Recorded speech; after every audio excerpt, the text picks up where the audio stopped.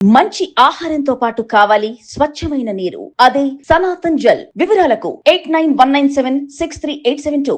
తనకి రచనల పట్ల, సాహిత్యం పట్ల, అలాగే సమాజం పట్ల ఆమెకి ఎంత అవగాహన ఉందో, ఎంత పుస్తకం నాలెడ్జ్ ఉందో, ఎంత అద్భుతమైనటువంటిది సిచ్యుయేషన్ ఉందో, కానీ ఒక వ్యక్తిగా, ఒక ఆడపిల్లగా తనకి కావలసినటువంటి ఒక స్ట్రాంగ్ జీవితం ఏంటి అనేది తను రచించుకోలేకపోయింది. అర్థమైందా అండి? చాలా ఇప్పుడు మనము చాలా పెద్ద పెద్ద విప్లవకారుల శ్రీ ఇలాంటి వాళ్ళందరి జీవితాలు కూడా మనం చూసాం. ఫెయిల్యూర్స్ ఉన్నాయి వాళ్ళ లైఫ్ లో, పర్సనల్ లైఫ్ లో ఫెయిల్యూర్స్ ఎందుకున్నాయి అనంటే వాళ్ళు ఒక భావోద్వేగంలో ఉంటారు. అది జీవితానికి యాప్ట్ కాదు. అర్థమైందా అండి? వాళ్ళు ఏం చేస్తారు, దాని నుంచి తప్పించుకోవడానికి ఇంకొక దాన్ని తీసుకుంటారు.